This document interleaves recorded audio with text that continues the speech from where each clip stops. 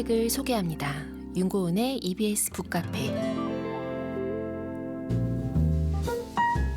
저는 지금은 저를 이렇게 소개를 해요. 소설가이고 그리고 지금 현재는 또 라디오 DJ.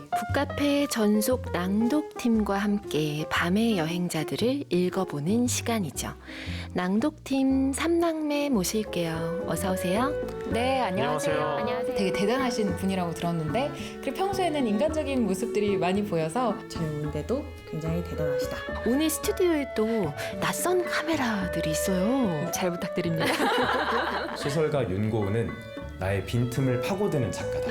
네, 이 지난 시간에 이어서 밤의 여행자들 계속 읽어볼게요.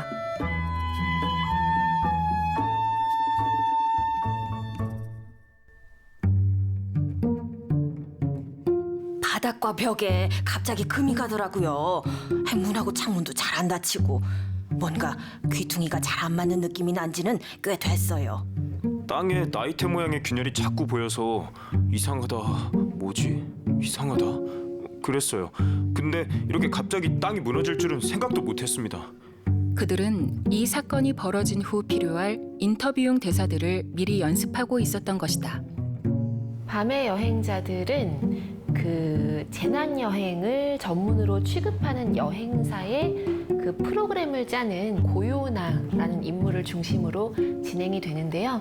그 인물이 지금 현실에서 겪고 있는 회사 내에서 입지도 좀 불안정하고 그러던 중에 나름 절실한 한 방의 제안이 들어와서 모든 것을 걸고 출장 겸 여행을 떠나죠. 여행을 갔는데 거기서 여행사 직원인데 혼자 고립되고 그래요. 그 상황에서 벌어지는 이 고요나라는 인물의 어떤 선택, 어디까지 고려하고 그런 선택을 하는지 이런 것들을 좀 주의 깊게 보시면 재미있는 작품이고요. 지금은 그것 때문에 좀 갑갑했다. 이곳은 그저 조금 큰 극장일 뿐이라고 유나는 스스로에게 말했다.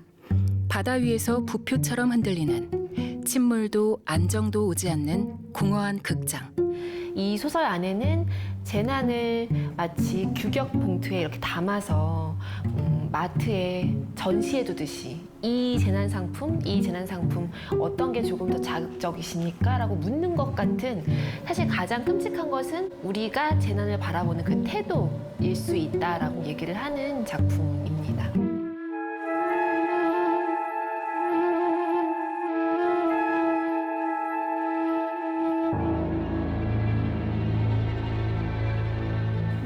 이 책이 2013년에 한국에서 출간이 됐었고 이제 새롭게 번역 출간 해외에서 된 게 2020년. 이게 공교롭게도 코로나 상황이랑 같이 이제 맞물리다 보니까 여행을 잘 못했잖아요. 이 소설 속에서는 재난 여행지로 비행기를 타고 가는 설정이 나오는데 이 이야기의 시작은 한참 전으로 거슬러 올라가야 돼요. 신문 기사 하나를 오려뒀던 게 있었어요. 미국에 이제 허리케인이 강타한 지역으로 사람들이 이제 뭐 방수포를 뒤집어 쓰고 재난 여행을 떠났다. 뭐 이런 식의 굉장히 작은 조각 기사가 호기심을 자극했고, 재난이 나에게는 가까이 오지 않기를 바라는 마음을 누구나 갖고 있는데 또 어떤 사람들은 재난지로 여행을 떠난단 말이죠. 그러니까 그 심리는 무엇일까?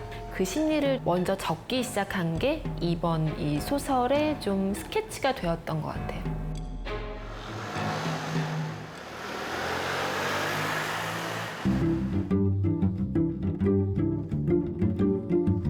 제가 이 근처에 있는 학교를 다녔는데요. 그때 이제 신춘문예를 앞두고 친한 선배들하고 같이 여기 호텔에 와서 합숙 훈련을 하면 신춘문예에 붙을 줄 알고 미리 파티하듯이 그렇게 하룻밤을 보낸 적이 있어요. 그 에피소드를 가지고 어떤 모 잡지에 썼어요. 그 호텔 프린스의 추억이라고.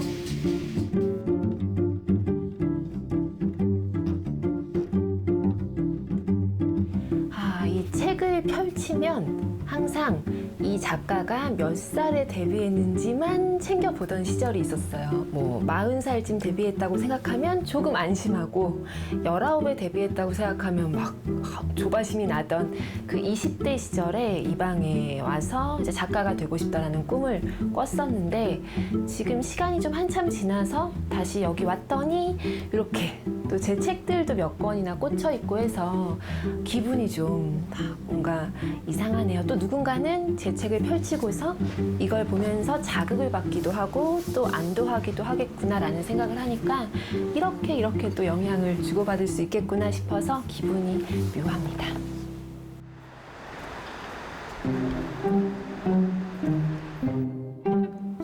혼자 음식점에 온 사람에게 몇 분이냐고 묻는 주인은 둔하다. 그러나 그곳이 고깃집이라면 꼭 그렇게만 볼 수도 없다. 삼겹살 2인분, 공깃밥 하나, 소주 한 병. 여자는 쌈 3번에 소주 반잔씩, 양손을 다 써가며 조용한 식사를 한다. 한 벌의 수저가 올려진 밥상은 권투가 벌어지는 링과 같다. 여자는 그 위에 홀로 서서 날아오는 시선을 맞는다. 호기심 많은 관중들이 레프트 훅, 라이트 훅. 시선을 날릴 때 여자가 방어할 수 있는 방법은 꿋꿋이 먹는 일 뿐이다.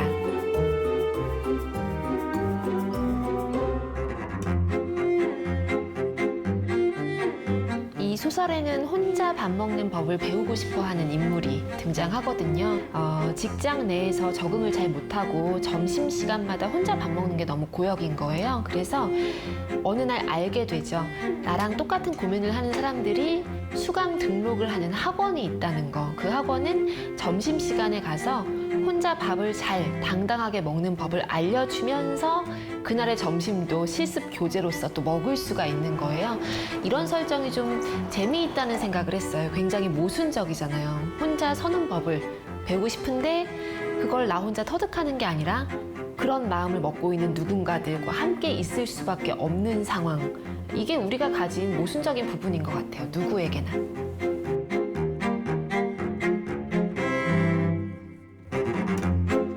사실 제가 쓰는 글이 어떤 결말을 낼 수 있을지는 작가조차도 저조차도 모르고 시작을 하는 거거든요.